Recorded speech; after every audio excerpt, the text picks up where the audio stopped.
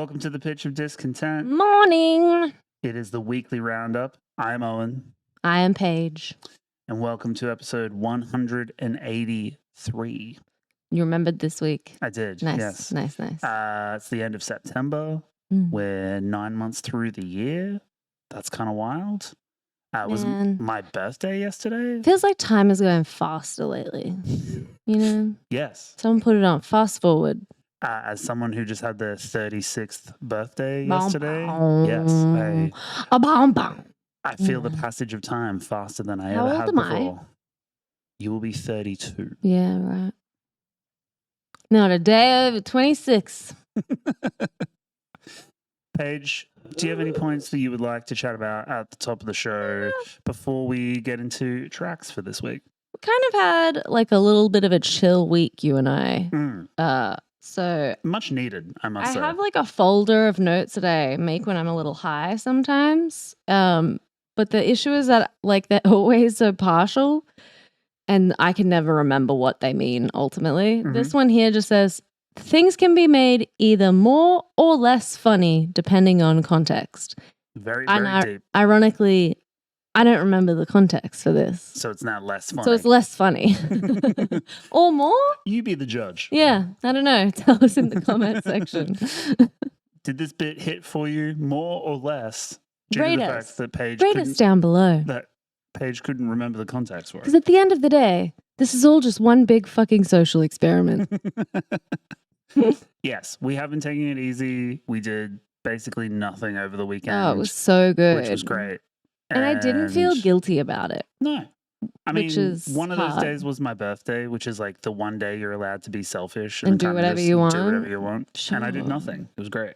Yeah, it was. It was so nice. We watched so much Lost. We were watching Lost again. Bulk Lost. Yeah, it was crazy. Remember when TV series were like more than 6 episodes long? So sick. Wild. I love how you can watch 35 episodes and be halfway through the second season. Yeah, it's crazy. Glorious. Don't tell them how many we watched, dude. It's fucked up. Shut Shut up. the fuck up. Okay, well, we don't have any other rants or points at the top of the show. I don't like how you looked at me when you said rants. Do I have a section in the note document that just says Paige rant? Yes. Yes, I do. You see, it's easy to ignore trouble when you're living in a bubble. And that's how I feel about that. Cool. Thank you, Haley Williams. I have a few shout outs at the top of the show. Last week we had the release of the new Black Dahlia murder record, Servitude. Yeah, I saw that. Yeah.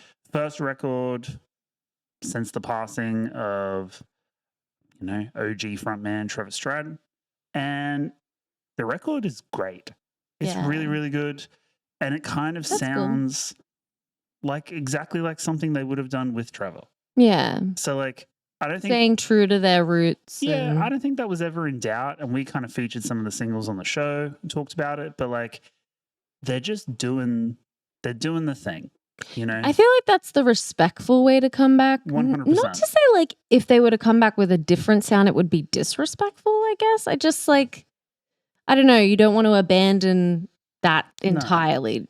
And like the band has always been good at kind of doing the same thing, but like experimenting a little bit and kind of changing things up. And they do that on this record. Like there's tracks in the back end that kind of, go a little bit proggy with it or go in a bit of a different direction. And that's exactly what I would have expected them to do had Trevor not passed. So like the spirit of the band is like very true to what makes them them. And I'm stoked for them to be able to kind of keep that. The ghost of Trevor is in the tracks. 100%. There are parts on the record where like Ryan sounds like him. Yeah. It's kind of crazy. So we were talking about this recently with a band we really like that's come back with a few tracks. And we're talking about how crazy it must be to write music after losing a friend in your band. Planes Mistaken for Stars? Yeah, it was Planes Mistaken for Stars. For sure. Very similar scenario. Yeah. Very similar. Yeah. Anyway, pull one out. If you're a fan of the Black Dahlia murder, go listen to that new record. Who it's isn't? Great. Time to get up.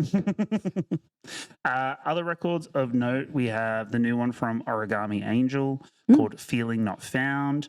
That one's really dope. If you're into pop punk with a little bit of a hardcore edge, a I little bit am. of pockets of heaviness. It's worth You checking might out. even say I'm into metalcore. And then we have the debut record from UK metal outfit Harriet. These guys have been building up to this one for a while. We featured singles on the show, but it is called Devoured by the Mouth of Hell. And it's really, really good. It's eerie, unsettling, zigs and zags in a bunch of different directions, but it's still heavy, still aggressive. Stoked for them to kind of come out with a solid debut. Debut. It's funny. Should we get into the show this week? Okay. Let's do it. Do you want to cut me down there? I like to imagine that you'll cut us going like, you know, like back in the day. I won't do anything that fancy. Yeah, okay. Well, fuck me.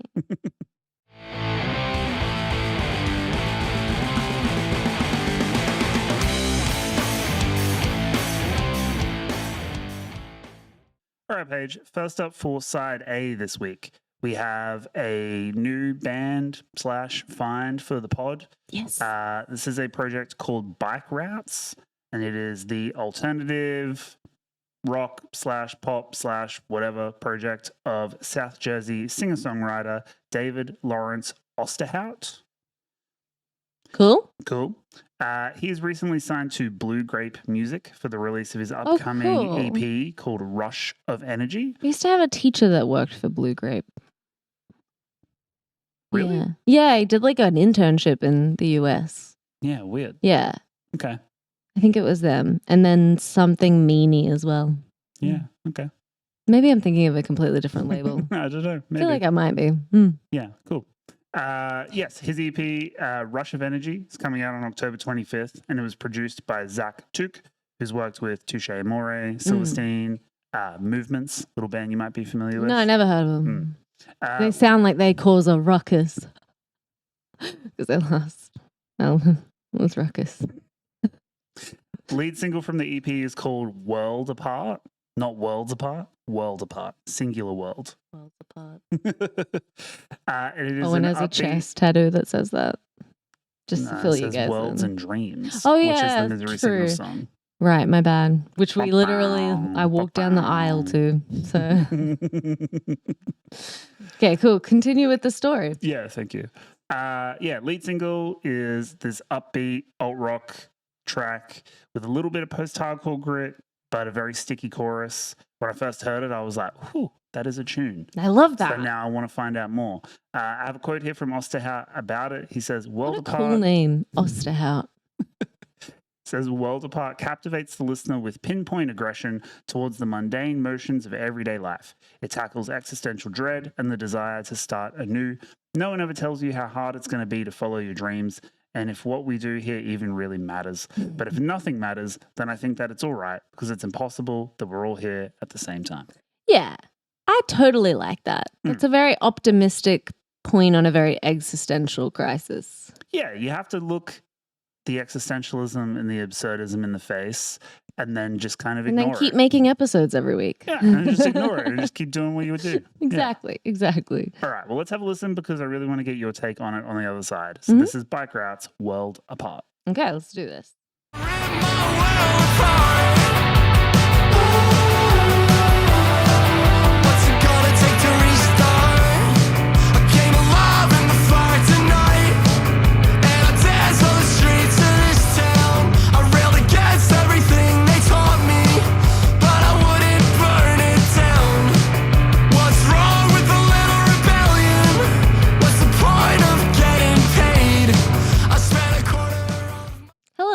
Hello, thoughts?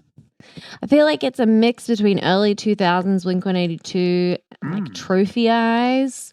I can hear like obviously definitely inspired by The Comfort, like that he heard The Comfort for sure and was like on the other side of the world. Yeah. Like, that band that everyone's been sleeping on. Yeah. No, I think you're right. It's definitely pulling a bunch of different influences together, but it definitely has its own unique identity as well. Yeah, and just like a striking kind of balance of different things.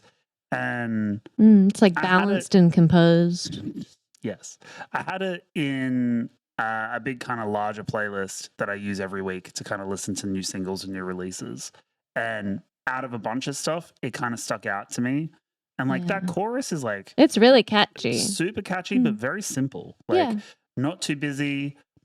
It's working. I really like the understated elements. Same. And I think that maybe is what works. Yeah, for sure. Like pushes it and elevates it above everything else. Yeah. Yeah. And I mean, it got stuck in my head and I was like, who is this? Yeah. I want to find out what's going on here. Yeah, so it's definitely a good find. I think considering that there's a kind of glutton of music out there, I feel a little overwhelmed by it at the moment. Yes. I mean, it doesn't feel any more or any less than usual either, but I know that it's the end of year release period, so this is kind of peak for song releases. Well, this week in particular, like October 4th, like this coming Friday, is like a huge release week. Yeah. There's like 6 or 7 albums that are probably like album of the year level albums all dropping on the same day. Yeah, for sure. So like it does feel like a lot of stuff is like dropping now in lieu of getting out in 2024. So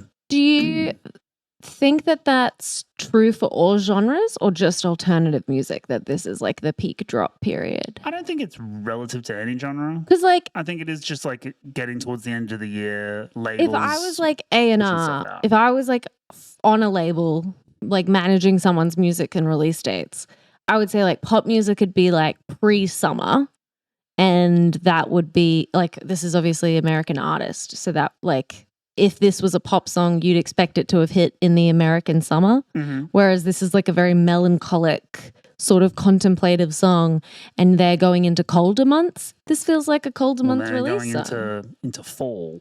Yeah, so which is colder months. Yeah, no. Okay, cool. I agree with you. Right. Sometimes he says things and it seems like he's disagreeing, but he's saying the same thing. There's no as shade. me. I was agreeing. But no, I agree with you. I just don't think that there's any real kind of like genre persuasion to it. I think it is just based on the calendar year, and I think like basically in the lead up to Christmas. But how do you go, I think I just wrote the song of the summer if you're a pop artist? Well, you don't. If summer's already gone, that's like crazy. Be really funny. Like, I wrote the song of next summer. I wrote the song of last summer that no one listened to. Remember it in 9 months' time when we go to summer again. For sure. Anyway, good track, and I'm keen to hear the EP. Yeah, me too. It was really cool. Sick. Changing pace a little bit, we have a new one from Richmond hardcore outfit Candy. Those Richmond from Richmond. Yes. You may remember Candy from earlier this year. They put out a fairly wild record called It's Inside You. Yeah. It was like visceral hardcore stuff with like weird bits of cyber grind and industrial and all sorts of crazy shit. Yeah. Bless you, Reese. Bless you, Reese. They are coming back with a follow-up project to that record. So they've got a new EP. It's titled Flipping. Okay. As in flipping the bird. Oh, I thought it was going to be as in like when you buy stuff off of a marketplace and then do it up and resell it. Sure, that's a type of flipping. It's just songs about couches that you found. I think that's actually what they intended. Cool. Nailed it. This one was mixed by producer and engineer Kurt Ballou of Converge fame. And it's out on October 16th through Triple B Records. Sick. The lead single is called Football, and it is about football, and it is 59 seconds long. That's pretty good. AFL was just this weekend gone. That's right, the grand final. Do you know who won? I don't know. I have no idea. Cool. I feel like the Swans lost. Alternatives don't know anything about sports. What else is new? I don't know. There's so many like fucking dudes in this video, watching this video, just like, I love sports, bitch. Shut up. Yes. Stereotypes. Many alternatives that do love sports, but we are not them. So. I mean, I don't mind sports. I like going to sports, getting shit-faced at games. So much fun. But watching them at home brings up like a deep trauma of my dad losing his fucking mind in the lounge room. Thanks, Al. Love you. This is Candy, Football. Let's do this.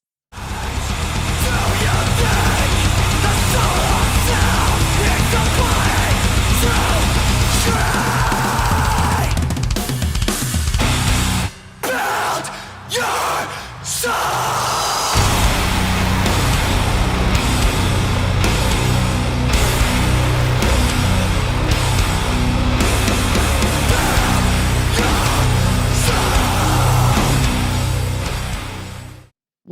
Such good screamo. Fuck you. I wanted to play this mainly because... No, wait. I need to clarify that was a joke referencing the fact that the project called Parkway Drive Screamo the other day. I don't want anyone to think I think that's Screamo. I'm sorry. Please continue. No, it's okay. I think you understand. I think the joke was implied, but cool. that's okay. Scary. We're definitely pro Screamo, but real Screamo. Real Screamo. Please stop misgenrering my music. I mean, the normies are going to do what the normies do.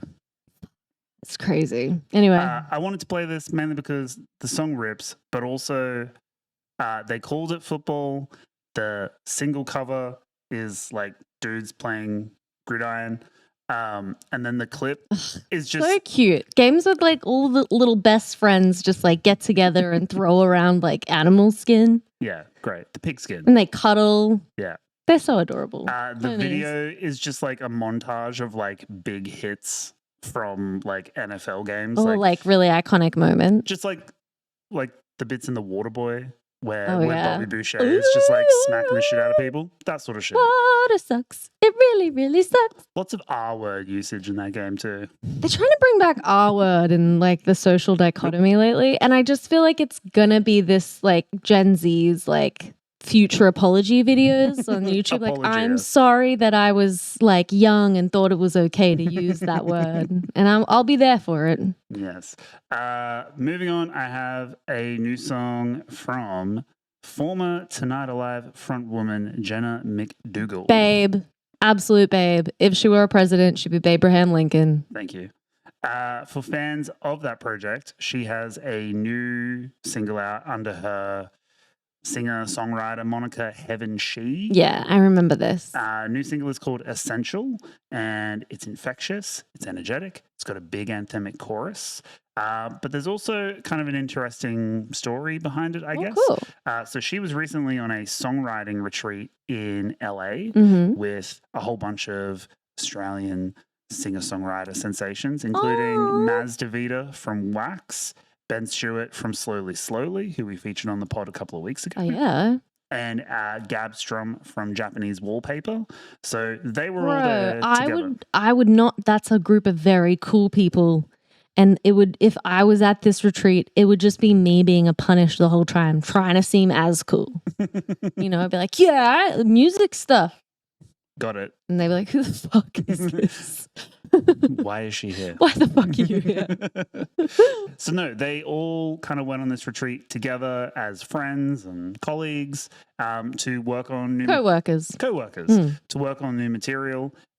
We featured Slowly Slowly on the pod a couple of weeks ago, and I mentioned then that Ben had worked on a bunch of the songs for that new record in LA. Yes, as part of this retreat. We're full circle. I see. Yes, indeed. So they all have songwriting credits on this one, so it was a very collaborative effort. But I think it yielded good results because this is probably the most immediate and anthemic song I've heard from Jenna as part of this project. She launched Hevenshe back in 2023 with her debut EP, Wild Wild Heart, and that was mixed by Mark Trombino, who famously was responsible for mixing and producing a bunch of Jimmy Eat World and Blink-182 records. So huge kind of bucket list producer there. I've got a quote from Jenna about Essential. She said, "Essential is in the world and of the world. I was disillusioned by both material and spiritual life when the song was written, divinely discontent, but equally tired of aspiring for purity.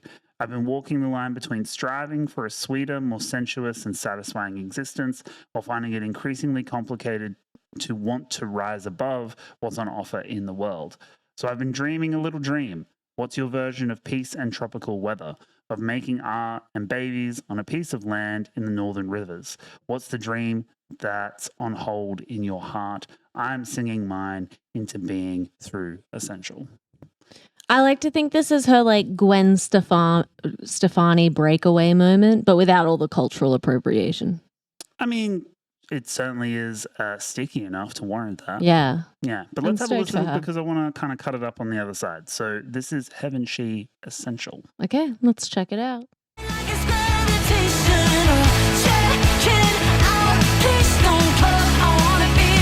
I'm essential. Put me on a piece of land with my love. I just want tropical weather. I could be a painter, I could be a mom, little ray of sunshine. Human nature is to complicate, to feel free. We shouldn't have to run away. All I need is I don't think this sounds like anything she's ever put out before. And I mean, I've always liked older releases of her solo stuff as well, but this is, I can hear a lot of that slowly production in it, but it's still very unique in its own way. I see what she means. Yeah. Like this, like coming into her own is very much the energy the song gives. I feel like the quote that we read from Jenna kind of talks about like a tension, right? Yeah. Almost like an existential tension of like wanting to be free, wanting to find your own joy and purpose and meaning, but then also being caught up in, you know, life and all of the bullshit that kind of gets in the way of that, and trying to struggle through that and create art and create something that you think is like personally meaningful and worthwhile. I agree with the slowly stff, particularly in the bridge where there's like lots of this that kind of tension building. That drum kind of like build up.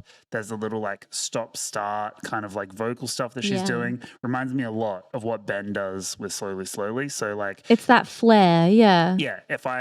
I feel like if he had any notes going over like the lyrics and her doing the song, he'd be like, you should like do this bit and have a little bit of an inflection going on here, because it just adds a little bit of texture and tension grit. And it's storytelling through way of song. But I agree, this is the most like immediate song from her that I've heard on her own, and I think it, you know, it is a good sign of things to come. Me too. Me too.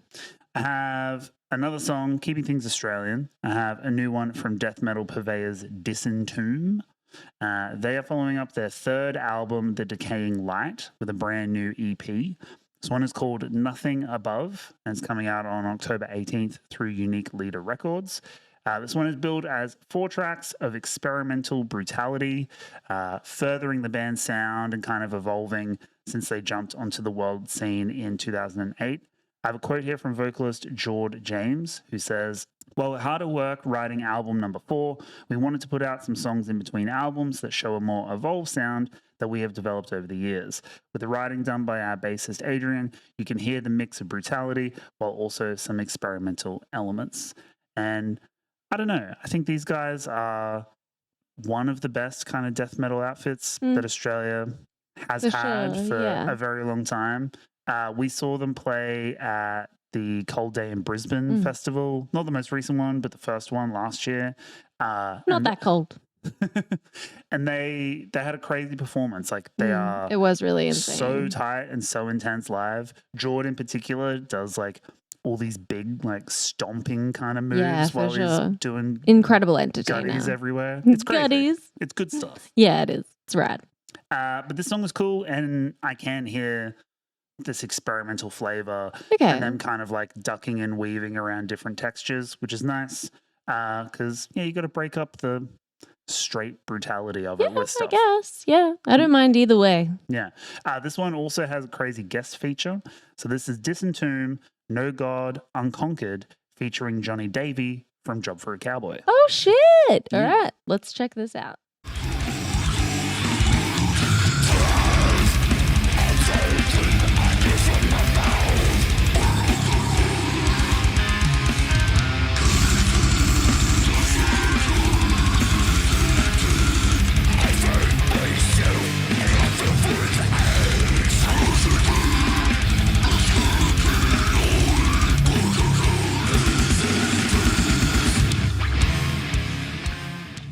Thoughts? I love a good like hard cut with like a single reverb ring out. You know, it's just hard. It's solid. Yes, makes it sound cavernous. Yes, big and epic. Cavernous. Yes, thank you. I like this. I like a band that, while known for their intensity, brutality, and like the speed, aren't afraid to slow things down and just let things kind of sit. So like that true. That track kind of kicks off with like 45 seconds of like what you would come to expect. Mm-hmm. And then it just all kind of drops away. and you've got Jord kind of like doing crazy gutturals like off in the distance. And then different elements start to like peel their way back through, and it sounds very proggy. And it kind of like walks all these different kind of lines. Yeah, but in a way that's like subtle, like it still fits into their catalog so well as well. You almost miss how kind of different it is. Yeah. Yeah. I just think it's interesting, and like obviously they were trying to be experimental, so like a very intentional and a very like conscious Trying thing of new like things. let's try some new shit and let's see where that leads. I think getting Johnny on there with a guest feature is great. The vocal interplay is like super interesting. And I also think that Job for a Cowboy have followed very much the same template in most recent records, because like obviously they started out as like, you know, the MySpace deathcore band. They did. And now they're like a full-blown progressive technical death metal fucking whatever band. So like Disentomb are very much like spiritual kind of like they're brethren. Cousins. Brethren, yes. Yeah. So anyway, keen to hear the new EP and keen for the new record that they're clearly working on, because me too. It might be some of their best shit. Final track for side A this week. We're going to keep things local. I have a new track from Nam/Melbourne hardcore outfit Fever Shack. Okay. We featured these guys back in 2023. Put out a record called Raw Doggin' Reality. Great title. Yes, I do remember that. They are back after a 6-month hiatus. They kind of took some time away for, you know, different reasons. But they're back with a new song called Bullet Dodger. Again, cool. Great title. Yeah. And this one has a guest feature from Death Tax. Not familiar with Death Tax, but they're on the track. That's right. And the band is set to return to the stage for the Hardcore at the Bird Festival, which is a lineup that's happening in Frankston. And they'll be playing alongside Trench Knife, Heat, and recent guests, now friends of the show, Gravitate. Oh, love you guys. And furthering that Gravitate connection, the video clip for Bullet Dodger was I guess directed and created by friend of the show Chris Reese, who was our fill-in guest. Chris, and he also plays bass in Gravitate. So co-workers, bringing it all our full co-worker. circle. Yes, friend of the show, host of the show. Also, yes, previous host. So let's have a listen to that. This is Fever Shack, Bullet Dodger featuring Death Tax. Sick.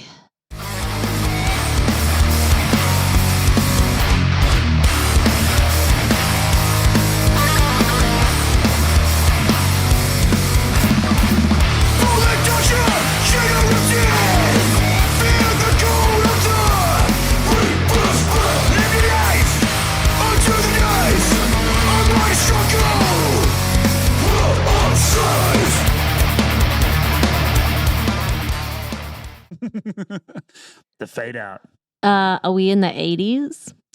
I mean, with that fucking sick fade out. It definitely has an 80s New York hardcore flair to it. For sure. Yeah. It's also sick. the fade out, very 80s. Yeah. Yeah. As we've talked about many times on the show. Big fans of the fade out. Big fan of the fade out. Huge simps for the fade out.